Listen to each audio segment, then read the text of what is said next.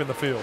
New car blues, perhaps. Yeah, oh, absolutely. And Kevin back in 18th position after the pass-through penalty. While all that's been going on, what's been going on has been that guy in that white 22 Challenger. Brad Keselowski has an 11.4 second lead on second place Paul Menard. He's just out there kind of toting around right now. That hot rod is flying. They evidently hit on something, he and Chad Walter, and they have got it figured out a lot better than everyone else does right now. They are gone. And I correct my error. Danica's penalty was the blend line penalty, not the speeding penalty. Either way, it was the pass-through. Yeah. And didn't help anything, that's for sure. All right, let's take you up to speed now. We've got 18 cars on the lead lap. You've seen the first 5 run through the frame. How about 6th place on back, Michael? And of course, that's Carl Edwards in that 6th position. If you're wondering how much of an advantage it is having an alliance with the Sprint Cup Series team, well, consider this. The chassis of that 60 car is a former Cup car from the Roush stables that they ran back in 2008. In fact, they've come here with a set of notes that were used by the 17 team. They've been working off of those, trying to set up that race car, and also picking the brain of Carl Edwards, crew chief on the Cup side, Bob Osborne, trying to get the car dialed in. Dave? Mike, as we look back at the 20 car of Joey Logano, we mentioned at the beginning of the day, this weekend has been a struggle for them. Listen to what he had to report on the radio. You got it backsliding now. Definitely freer. I would want to tighten it up when I'm a little bit on the free side. No speed though. This is the best the car's been since we got here, really. The good news, guys, is that it's the best it's been all weekend long, the best so far. But I bet they'll make some more adjustments on this caution flag period. Our first caution of the day, we had a car smoking on the racetrack, and they're worried about oil being down there. And it's like Chase Austin. Yeah, Chase is the unfortunate victim in this case, as he is coasting on down the backstretch. And there you can see some of the smoke. I think the engine has been shut off, shall we say? Yeah, it might be smoking, but that front end of that thing still looks cool, doesn't it? They've done such a great job with these Nationwide cars. Well, the Aaron's lucky dog will go to the 66 of Stephen Wallace. He is in 19th position. It'll give us, as we say, 19 on the lead lap. Let's also report that we now have Ryan Newman behind the wall, and then Shepard, Keselowski, Brian Keselowski, Cope, Wise, Eflin, LePage, Allen out of this race. So that big 11-second lead that Brad Keselowski had built up has vanished in our first caution here. And we were talking about how long the green flag was. This is the longest green flag stretch to start a race since 2000, when we went 73 laps. See everybody getting loaded up for the second round of pit stops. I bet a lot of them have those wedge wrenches out ready to start spinning some jack screws on these cars and making some changes. Yeah, it'd be their first real chance to do that. Even though they made that green flag stop, you don't want to take up too much time on that. So they'll be making a pretty good sized swing at it here now. Last pits ranged from lap 35 for somebody like Ryan Truex all the way through lap 39 for Paul Menard. Well, one thing that happens on a caution, you can actually interrogate the driver more detail and find out really more what the car is doing. That helps the crew chief make that decision on what kind of changes to make. When they're out there under green, it's really hard to do that because they'll lose time while they're trying to, you know, talk to the driver. Pit road is closed by NASCAR. The 43 has, there you see on the right side of your screen, it's basically just coasted to a stop there.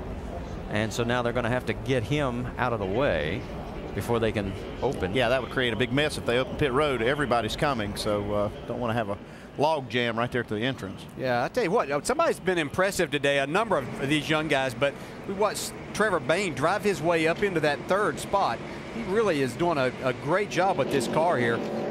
Really looked like running some of the faster times. Maybe not quite as fast on the get-go as what Brad Keselowski, but in that case, nobody else was either. But made a nice run here to the front. We just see more and more as this young man gets more experience, see him become more competitive.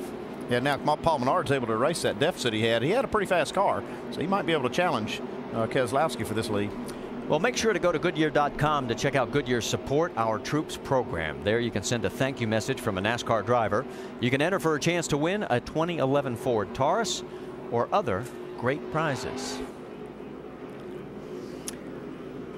We mentioned right before the last commercial break how Kevin Harvick was at that time the last car on the lead lap. He was in 18th position, a full like 43 seconds behind and this is a huge opportunity for these guys to get back into the race as well. Well, what happened was Kevin didn't have the car that he thought he was going to have in the beginning of the race, but he did find something at the end of that long green flag run. He had moved up the track and made up a lot of time. Looked like he was ready to kind of maybe challenge some of these guys for the top spots, but then they made that mistake on pit road. Yeah, big break for that. And Andy, and you pointed out, I don't think he was full of fuel, so they were probably going to have to come in early too. Yeah, his pass-through penalty was on lap number 43, and we are working on lap 64. So as they come down pit road, let's send it out to Vince Welch early. Well, waiting on the 38 of Jason Leffler, who's had a good run today. He's been running in the top 5. He comes into his pit box running 4th, but he didn't like that last set of tires. He said he felt like maybe even had a tire going down, developed a vibration. They're going to pump up the air pressure in the left rear. 4 new Goodyears and Sunoco fuel for the 38. Doc? Ryan Truex up 1 round on the track bar. They're taking to be very, very deliberate. Now, when the jack goes out on the right side, put the car back in gear, in first gear, and rev the throttle. Mike. Last round of pit stops, the 98 team took a ½ pound out of the left front tire, and it helped the cars so much. They're making no serious changes here, just 4 tires and fuel, Dave. The leader's car is balanced very good. The clutch is very bad. He didn't trust it, and it fails him. Clutch problems for the leader, Brad Keselowski, and he gives it up on pit road. As we check out the Nationwide Insurance race off pit road, you can see how it has cost everybody and helped others. Logano picks up 3, Leffler dropped 2, and you saw Ryan Truex's crew with a really great stop. They basically held station from where they came in. Well, we see the race off. Looked like Keselowski to the line was 2nd, but we'll see where they line him up. He lost a lot of momentum off pit road. Well, we'll wait for NASCAR to make the call. There you can see him sort of pulling back up behind Paul Menard. So the bit of a hiccup looks like it's only going to cost him the 1 spot, but it's going to set up. And let's take a look as we show you again exactly how this unfolds. There's Menard in the yellow in the further back area, and then the very first car is Keselowski. You see Menard just finishing up, pulls out of his pit stall. Looks like he's going to be free and clear coming down. And even the 99 car gets out with a good stop. But Keselowski just doesn't get going. Looks like he lost a little more than a spot or 2, though. It'll be interesting to see, because you're right, from that angle, although that's not the dead straight on angle, it looked like he could have been about 4th or 5th coming off that line. But again, it's where the timing line is, not necessarily where, you know, some of the painted lines that we see out there. There's about 3 of them out there. Vince, what's the latest on 18? Well, Kyle Busch, as we've been documenting throughout the course of this race, has been having trouble with that splitter on the front end. They came in to raise the front end earlier. Now they're looking at possibly changing the splitter. So they changed the front, the right side tires. They're also going to change the lefts on this one, but it's been a tough go so far here at Michigan for Kyle Busch. All right, back here at Michigan under our first and only caution. It's Paul Menard, Brad Keselowski, Trevor Bayne, Joey Logano, and Ryan Truex, your top 5. Let's show you the race off. Remember we told you the angle can be deceiving? There goes Menard, and there's Brad. The call was right. He is 2nd. All he really lost was lane choice. 4 wave arounds. Carl Long, Eric McClure, Mike Wallace, and Michael McDowell. And that means now we have a total of 20 cars still on the lead lap. As they come down, Brad Keselowski selects the inside lane. He's got a clutch issue.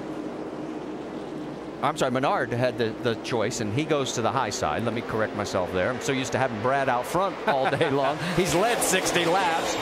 And we're back to green flag racing here at Michigan. Yeah, see how this works out for Menard. I know why he chose that, to try to get this run off of turn 2, but Brad Keselowski got a great run down into the corner. Joey Logano going to try the high side, going 3 wide. There's the 99 sliding up. Trevor Bayne's got Leffler on the outside. Here goes Menard. He gets a little help from behind, and we're freight training down the backstretch. Right here's where that draft comes into play. And you see Logano now taking kind of a slingshot move into 3. Can he hold the car down? He can hold it, but Menard's going to have the momentum off the corner, just like he did off turn 2. Carl Edwards into the mix as well. Keselowski inside, now pulling in behind Carl. Well, got to be careful bump drafting through this part of the racetrack. Yeah, and that caution was also a huge break for Carl Edwards, who had gotten way behind also, but has a very fast car. Harvick is trying to move his way up. Keep an eye on the 33. Oh, 3 wide. Here we go. Menard doesn't know what he's missing behind him. Logano thinks better of it, falls in. Now there is Harvick. You can see where he is in this mix. as right now he is shown in the 10th position. Remember, he was in like 18th. Menard's got his mirrors full.